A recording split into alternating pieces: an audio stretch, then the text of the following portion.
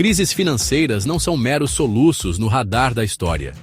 São eventos sísmicos, capazes de abalar os alicerces dos nossos sistemas econômicos. Imagine uma mola tensionada, esticada até seu ponto de ruptura. A tensão aumenta, imperceptível no início, até que, de repente, ela se rompe. Esta é a essência de uma crise financeira. Uma ruptura repentina, muitas vezes inesperada, no fluxo de dinheiro e crédito que paralisa mercados e economias. Vivemos em um mundo obcecado por previsões, mas essas crises constantemente escapam dos nossos modelos mais sofisticados. Elas não são meramente eventos cisnes negros, imprevisíveis e raros. Elas são frequentemente o resultado da nossa cegueira coletiva à fragilidade de sistemas complexos. Construímos estruturas financeiras intrincadas, interconectadas e opacas, assumindo estabilidade onde não há nenhuma. O ano de 2025 representa um símbolo potente dessa fragilidade.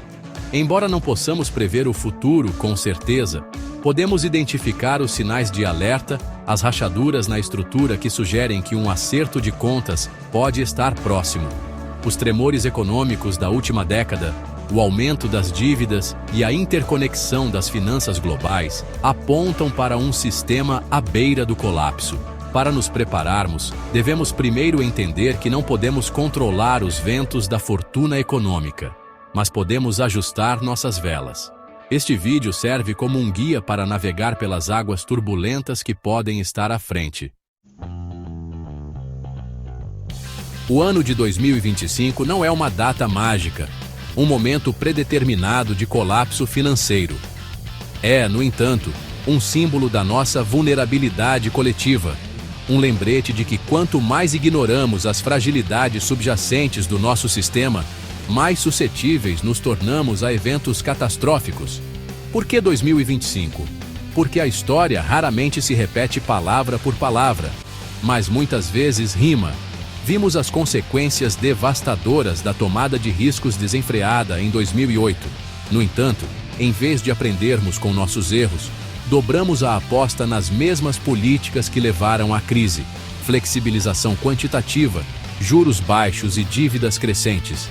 Desta vez, os gatilhos podem ser diferentes. Uma crise geopolítica, um ataque cibernético à infraestrutura crítica ou simplesmente o estouro de uma bolha de ativos inflada por anos de dinheiro fácil. O catalisador específico importa menos do que a fragilidade subjacente que ele expõe. Devemos abandonar a ilusão de controle, a crença de que podemos prever e gerenciar cada flutuação econômica. Em vez disso, devemos abraçar a realidade das nossas limitações e nos concentrar na construção de resiliência, a capacidade de resistir e se adaptar a choques, grandes e pequenos. A crise financeira de 2008 serve como um lembrete severo das consequências devastadoras da complacência e dos perigos de ignorar o risco sistêmico. No entanto, aprendemos realmente as lições daquele período turbulento? A resposta, infelizmente, não é tão simples quanto gostaríamos.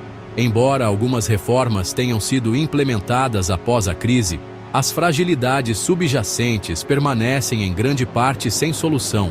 Temos testemunhado um ressurgimento de práticas de empréstimos arriscadas, alimentadas por baixas taxas de juros, e um apetite aparentemente insaciável por rendimento. Além disso, os níveis sem precedentes de intervenção governamental após a crise de 2008 criaram novas distorções no mercado.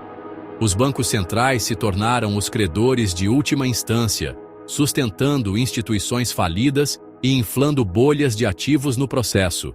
Essa dependência da intervenção criou um risco moral, incentivando a tomada excessiva de riscos, com a garantia implícita de um resgate.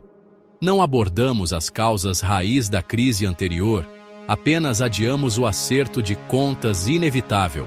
Para realmente aprender com o passado, devemos reconhecer as limitações dos nossos modelos econômicos atuais e adotar uma abordagem mais prudente para a gestão de riscos. Os bancos centrais, antes reverenciados como guardiões da estabilidade econômica, ficaram presos em uma teia que eles mesmos criaram. Encarregados do mandato impossível de controlar simultaneamente a inflação e promover o crescimento econômico, eles recorreram a medidas cada vez mais desesperadas. O resultado? Uma economia global inundada em dívidas, com taxas de juros em mínimas históricas e bolhas de ativos proliferando em vários setores. Essa trajetória insustentável não pode continuar indefinidamente. A ilusão de controle que os bancos centrais cultivaram está desmoronando. Cada crise sucessiva requer intervenções maiores, distorcendo ainda mais os mercados e corroendo a confiança no sistema. A lei dos rendimentos decrescentes está em jogo. Cada dose de estímulo monetário produz menos impacto do que a anterior. Quanto mais tempo dependermos desse modelo de crescimento alimentado por dívidas, mais severa será a correção inevitável. Estamos nos aproximando de um ponto em que os bancos centrais terão ferramentas limitadas à sua disposição para mitigar a próxima crise. Seção 5. O efeito dominó, interdependência global e o risco de contágio. Em nosso mundo interconectado, os choques econômicos raramente permanecem confinados ao seu ponto de origem. A crise de 2008 demonstrou com clareza assustadora a rapidez com que o contágio financeiro pode se espalhar, derrubando dominós em todo o globo. Hoje, a interconexão das finanças globais é ainda mais pronunciada. Uma crise em um canto do mercado mundial pode rapidamente se transformar em uma crise global, à medida que os investidores entram em pânico e retiram capital, desencadeando uma cascata de inadimplências e falências. Pense na interconexão das cadeias de suprimentos, nas redes intrincadas que conectam produtores, fornecedores e consumidores em todo o mundo. Uma interrupção em um nó dessa rede pode se espalhar, causando escassez, atrasos e aumentos de preços. A pandemia da Covid-19 forneceu uma ilustração clara dessa vulnerabilidade, já que os bloqueios e fechamentos de fronteiras expuseram a fragilidade das cadeias de suprimentos globais. A crise financeira de 2025, se ocorrer, provavelmente exacerbará essas vulnerabilidades, levando a novas interrupções e dificuldades econômicas. Seção 6. Antifrágil. Preparando-se para o imprevisível. Em um mundo definido pela incerteza, nosso objetivo não deve ser prever o imprevisível, mas construir sistemas, tanto econômicos quanto pessoais, que sejam resilientes a choques. Essa é a essência da antifragilidade. A capacidade não apenas de resistir à adversidade, mas de se beneficiar dela. Como podemos cultivar a antifragilidade diante de uma potencial crise financeira? A resposta está em adotar uma abordagem fundamentalmente diferente para a gestão de riscos. Uma que reconheça nossas limitações, incentive a diversificação e priorize a resiliência a longo prazo, em detrimento dos ganhos a curto prazo. Isso significa desafiar a sabedoria convencional da teoria moderna de portfólio, que muitas vezes leva a apostas concentradas em ativos altamente correlacionados.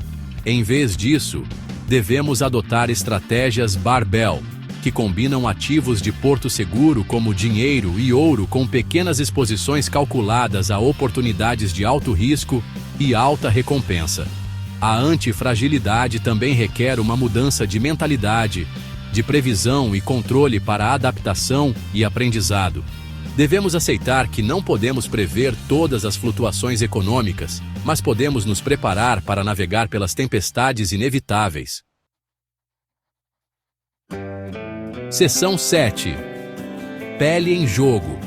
Medidas práticas para indivíduos. Embora a perspectiva de uma crise financeira possa ser assustadora, existem medidas concretas que os indivíduos podem tomar para mitigar os riscos e proteger seu bem-estar financeiro. A chave é agir proativamente, fazendo ajustes graduais em seu plano financeiro e estilo de vida, em vez de esperar a crise chegar. Comece avaliando sua saúde financeira. Quantas dívidas você tem? Você tem um fundo de emergência? Seus investimentos estão diversificados? Depois de ter uma visão clara da sua situação atual, você pode começar a identificar áreas para melhoria. Construir um fundo de emergência é crucial. Procure ter pelo menos 6 meses de despesas de subsistência guardadas em uma conta de fácil acesso. Isso fornecerá uma reserva financeira para se apoiar caso você perca o emprego ou enfrente despesas inesperadas. Em seguida, revise seus investimentos. Certifique-se de que seu portfólio esteja diversificado em diferentes classes de ativos, como ações, títulos e imóveis. Considere adicionar alguma exposição a ativos alternativos, como ouro ou criptomoedas, que podem atuar como proteção contra a inflação e a volatilidade do mercado. Por fim, não subestime a importância de reduzir seu endividamento. Altos níveis de dívida podem amplificar os efeitos negativos de uma crise financeira. Concentre-se em pagar dívidas com juros altos, como dívidas de cartão de crédito, o mais rápido possível. Seção 8. Navegando na tempestade.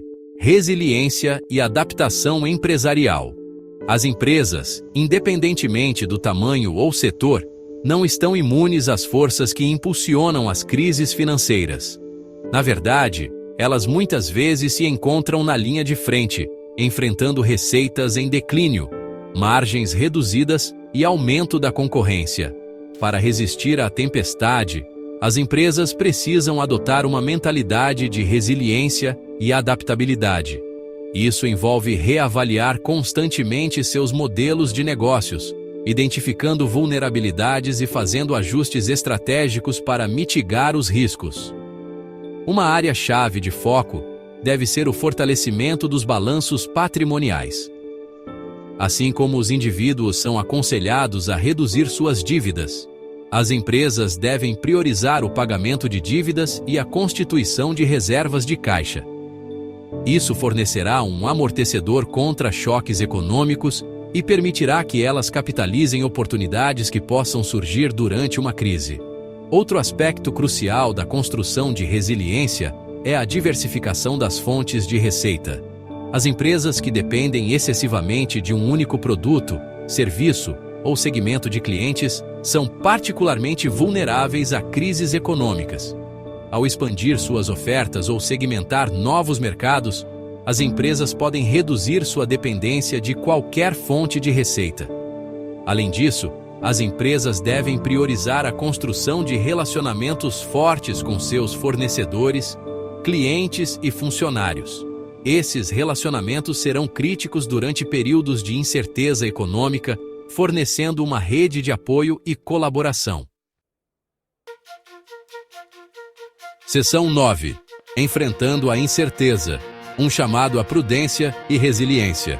Enquanto navegamos pelas águas desconhecidas do século XXI, uma coisa é certa: a incerteza permanecerá uma companheira constante.